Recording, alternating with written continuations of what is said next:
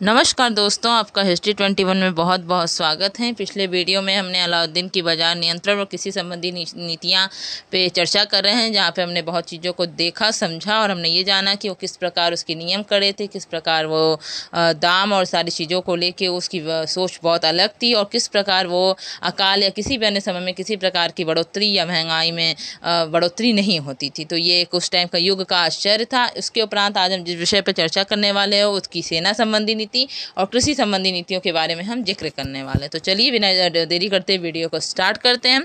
भू राजस्व नगद वसूल किए जाने से अलाउद्दीन को अपने सिपाहियों को नगद वेतन देने में सुविधा हुई और नगद वेतन देने वाला वो इस सल्तनत का पहला सुल्तान था। तो उसने नगद वेतन देने की प्रथा शुरू की। भू राजस्व वो अपने सैनिकों को और जो उच्च अधिकारी थे उनको नगद वेतन देता था। उसके समय में सवार यानी घुड़सवार सैनिक को कहा जाता था, जो प्रतिवर्ष 238 टंका या प्रति माह लगभग 20 टंके दिए जाते थे। यानी कि जो उसके घुड़सवार सैनिक होते थे, जिनको हम सवार नाम से संबोधित करते हैं, उनको प्रतिवर्ष 238 या एक माह में कहा जाए तो 20 टंके दिया जाता था। ये बहुत ही इंपॉर्टेंट फैक्ट है कि उसने प्रथम बार घोड़ों को दागने की प्रथा तथा सैनिकों के लिए होलियाँ पढ़ानी, यानी घोड़े को दागा जाता था, जिससे ये स्पष्ट हो सके कि राजकीय घोड़े हैं, और सैनिकों के हुलियों का विवरण रखा जाता था, ताकि जो सैनिक हैं या घोड़ों से संबंधित या खुद को भी लेके कोई घपला ना करे, कोई बेईमानी ना दिखाए कि खुद की जगह नाम अपने का किसी और का रख दें, या घोड़ा ये नस्ल का अच्छी नस्ल का और ला खराब नस्ल का दे दें। तो इस प्रकार उसने इस चीज़ का प्रयोग किया कि घोड़े को दागा, ताकि ये सुनिश्चित है कि राजकीय घोड़ा है, और हुलिया विवरण रखा ताकि कोई भी जो व्यक्ति हैं वो कुछ भ्रष्टाचार या कोई इधर उधर चीज़ ना कर पाए।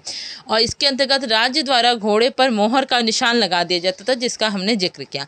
इस बर्नी का मानना था कि अलाउद्दीन के बाजार नियंत्रण का एक बड़ा उद्देश्य हिंदुओं को सजा देना था, क्योंकि अधिकांश जो व्यापारी वो हिंदू थे एवं मुनाफाखोरी से वो आम जनता का शोषण करते थे। ये बर्नी अपनी मानसिकता को यहाँ दर्शाते हैं कि ये चीज़ें हुई हैं वो हिंदुओं के खातिर हुई थी। व्यापारियों को, चाहे वो हिंदू हों या फिर चाहे वो मुस्लिम हों, मूल्य नियंत्रण से भले ही शिकायत रही हो, परंतु सेना को नहीं बल्कि आम नागरिक भी खाद्यान्नों व अन्य वस्तुओं के मूल्य में गिरावट से लाभान्वित हुई। ये एक आम बात है कि किसको कितने दिक्कत हो, इससे ज़्यादा महत्वपूर्ण ये कि जो आम जनता है वो बहुत खुश थी, क्योंकि उसे सब चीज़ें कम दाम पे मिल रही थी और स्थायित्व था और अकाल और बड़े बड़े जो मतलब कोई दिक्कत के समय में भी किसी प्रकार की कोई बहुत ज़्यादा कठिनाइयों का सामना नहीं करना पड़ता था। तो इससे आम जनता खुश थी।